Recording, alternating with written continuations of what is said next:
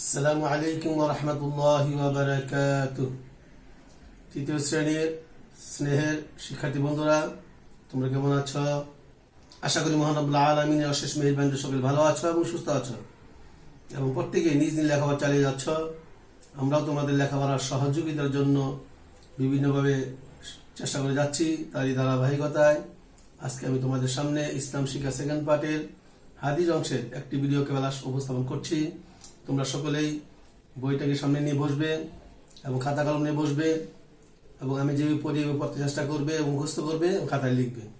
আজকে যে হাদিসটা বলবো সেটা হলো ৫ নম্বর অধ্যায় ৬ নং হাদিস, পৃষ্ঠা ৫২ নম্বর পৃষ্ঠার মধ্যে ৬ নম্বর হাদিসটা রয়েছে। হাদিসটা আমি একবার পড়তেছি, তোমরা খুব খেয়াল করে দেখবে। عن أبي هريرة رضي الله عنه قال قال رسول الله صلى الله عليه وسلم عن أبي هريرة رضي الله عنه قال قال رسول الله صلى الله عليه وسلم الدنيا سجن المؤمن الدنيا سجن المؤمن وجنة الكافر والجنة الكافر الدنيا سجن المؤمن وجنة الكافر رواه مسلم। এটা হলো ৬ নম্বর হাদিসের আরবি ইবারত। এই আবার তোমাদের কি শব্দ আছে, যেমন আদ-দুনিয়া। আদ-দুনিয়া শব্দ অর্থ হলো কি? দুনিয়া, পৃথিবী। আমরা যে পৃথিবীতে অবস্থান করছি এই দুনিয়া, পৃথিবী। সিজনুন জেলখানা, কয়েকখানা।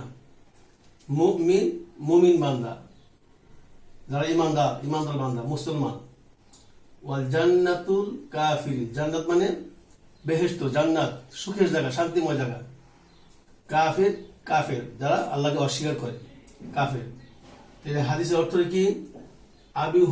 হযরত আবু হুরায়রা রাদিয়াল্লাহু আনহু থেকে বর্ণিত, তিনি বলেন রাসূল সাল্লাল্লাহু আলাইহি ওয়াসাল্লাম বলেছেন,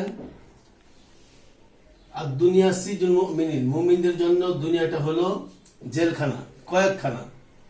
ওয়াল জান্নাতুল কাফিরি, আর কাফেরদের জন্য হলো দুনিয়াটা বেহেশত, বেহেশত মানে আরামের জায়গা।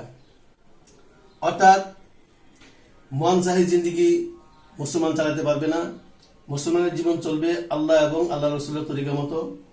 আল্লাহ এবং আল্লাহ রসুলের তরিকা মতো যে জীবন যাপন করবে, তো সেই ইচ্ছা মতো, মনের ইচ্ছা মতো যা ইচ্ছা তাই করতে পারবে না, বরং ইসলামের হুকুম মতো তার জীবন পরিচালনা করতে হবে। উদ্দেশ্য হলো ইসলামের হুকুম মতো নিজের জীবনকে পরিচালনা করতে যে অনেকগুলো ছাড়তে হয়, অনেকগুলো ধরতে হয়। যেগুলো না যায় সেগুলো করা যাবে না, যেগুলো যায় সেগুলো করতে হবে। এই যে বাধা, ঠিক এরকম জেলখানায় যেরকম একটা আসামি ইচ্ছা মতো সে কিছু করতে পারে না, জেলখানার যে নিয়ম সেই নিয়ম অনুযায়ী চলতে হয়। ঠিক দুনিয়াতেও মুসলমান, মুমিন, যে আল্লাহওয়ালা, যে ইমানদার, তার চলতে হবে সেইভাবে। আল্লাহ এবং আল্লাহ রসুলের তরিকা মতো চলতে হবে। নিজের ইচ্ছা মতো চলতে পারবে না, নিজের ইচ্ছা মতো আমল করতে পারবে না, নিজের ইচ্ছা মতো নিজের জীবনকে পরিচালনা করতে পারবে না, বরং কোরআন হাদিস অনুযায়ী নিজের জীবনকে পরিচালনা করতে হবে। আর কোরআন হাদিসের মতে জীবন পরিচালনা করতে গেলে কিছু বাধা আছে, কিছু নিষেধ আছে, মানতে হবে, ছাড়তে হবে। সেই হিসাবে নিজের কোনো স্বাধীনতা নাই।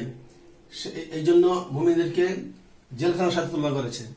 আর কাফেরা তারা নিজের ইচ্ছা মতো যা ইচ্ছা তাই করে, কোরআন হাদিস মানে না, কোরআন কিতাব মানে না, আল্লাহ রসুলের তরিকা মতো চলে না, তারা যা ইচ্ছা তাই করতে পারে। সেই হিসাবে তারা যা ইচ্ছা সবকিছু ভোগ করতে পারছে দুনিয়াতে।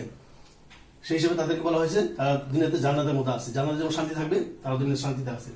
কিন্তু মুসলমান যারা, তারা দুনিয়াতে আল্লাহর হুকুম মতো চললে তারা কিয়ামতের দিন ইন্তেকালের পরে হাশরের ময়দানে তারা জান্নাতে যেতে পারে, সুখময় জান্নাতে যেতে পারবে। এখানে শব্দগুলো বুঝলাম এবং হাদিসের ব্যাখ্যাও বুঝলাম, হাদিসের উদ্দেশ্য বুঝলাম। আমি অর্থ একবার বলছি। হযরত আবু হুরায়রা রাদিয়াল্লাহু থেকে বর্ণিত, রাসূল সাল্লাল্লাহু আলাইহি ওয়াসাল্লাম বলেছেন, দুনিয়া মুসলমানদের জন্য জেলখানা আর কাফেরদের জন্য বেহেশত। মুসলিম শরীফের হাদিস। তো তোমরা এই হাদিসটা মুখস্থ করবে অর্থ সহকারে। এটা ছিল আজকে মেইন পড়ার ভিত্তি করে তোমাদেরকে বাড়িকাজ দিচ্ছি। বাড়িকাজ হলো দুটি। ১ নম্বর ৬ নং হাদিসটি রিডিং পড়া অর্থ সহ। ২ নম্বর অর্থ সহ মুখস্থ করে খাতায় লেখা। হাদিসটা মুখস্থ করে তোমরা খাতায় নোট করবে। তোমাদের পরবর্তীতে অনলাইন ক্লাসের মাধ্যমে তোমাদের বাড়ির কাজ তোমরা করলে কিনা আমি খোঁজ দেবো ইনশাআল্লাহ। তো আজকে এই পর্যন্তই। আবার দেখা হবে পরবর্তী ভিডিও ক্লাসে। আল্লাহ হাফেজ। আসসালামু আলাইকুম ওয়া রাহমাতুল্লাহি ওয়া বারাকাতুহু।